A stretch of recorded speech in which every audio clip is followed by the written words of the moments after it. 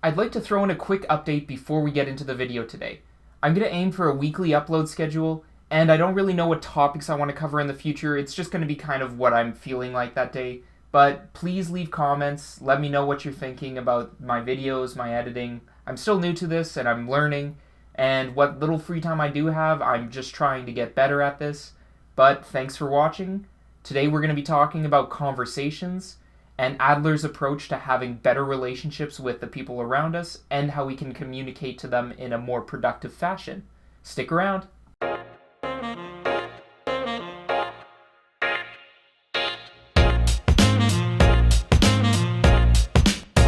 Well, to begin with, we treat a lot of our conversations as a competition, where one person has to be right and one person has to be wrong. But we seem to forget that the other person going into the conversation with us is thinking the exact same thing. When we have a conversation with someone, we're trying to put our ideas on the table, and they are trying to do the same. So when we treat them as inferior or knowing less about the subject, they can pick up on that. And just as you wouldn't want to be talked down to, neither do they. And if you understand that, that's a great step towards better conversation. Now, there's a psychologist I want to bring into here.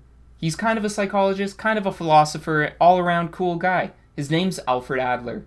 Now, have you heard of Alfred Adler? Probably not, but you should. He's awesome. Unfortunately, Sigmund Freud, his cocaine-prescribing contemporary, gets a lot more of the spotlight, which is unfortunate. Now, Adlerian psychology deals a lot with our interrelationships with other people.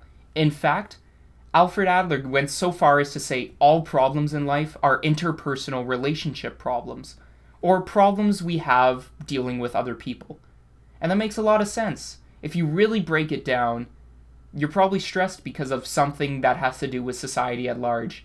If you're worried about something at work or school, that wouldn't be a problem if there was absolutely no one there. If you were completely isolated, floating in the middle of space, you'd have nothing to worry about, except for probably lack of oxygen. But that's besides the point here. Adler had ideas that kind of reflected the sense that there's two types of relationships you can have with someone.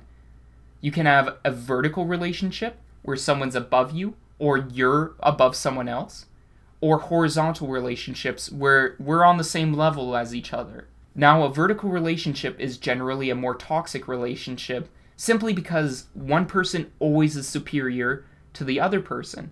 And when you're talking to someone and you're both competing to see who's the better at the conversation, who has the better points, who's wrong, who's right, that inevitably leads to a vertical relationship, or the relationship where someone's just better than the other person. And that's not successful, according to Adler. Instead, we should aim for a horizontal relationship. And what that means for conversation is respecting the other person. Even if they're not treating you with respect, you should be the one to take the step forward and treat the other person with respect.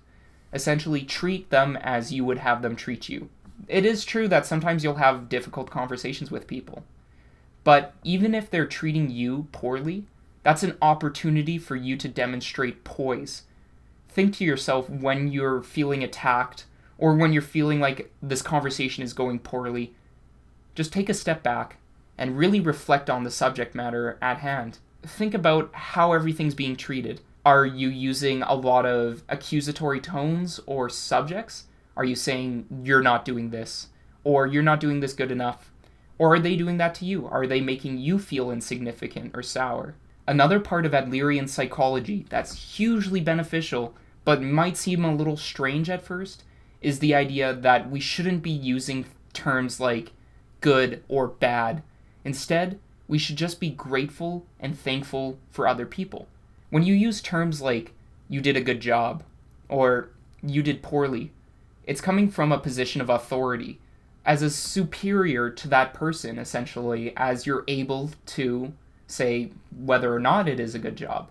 And that subtly makes the idea of a vertical relationship where you are in a position to say good or bad. Instead, Adler says we should use terms like thank you. And what that is a horizontal relationship. When you say thank you to someone, you're grateful for the fact that they contributed to helping you out. And to Adler, that's the ultimate pursuit of self-development. is being useful for others, and that makes a lot of sense. When you say, wow, you did such a great job, that sounds a little condescending. It may be a positive message, but it's always coming from that position of superiority. But instead, if you said, thank you for helping me, that's so much more powerful to the other person. They realize that their efforts were appreciated. And whether the efforts were rather poor or exceeds expectations, it doesn't really matter. They put in the effort and the time and contributed to helping you out. Our society is largely programmed to pursue being complimented for things, but Adler says that's not the point. Instead, we should be contented with the fact that we're trying to help out others. So how does this relate to a conversation? Well, it's pretty simple.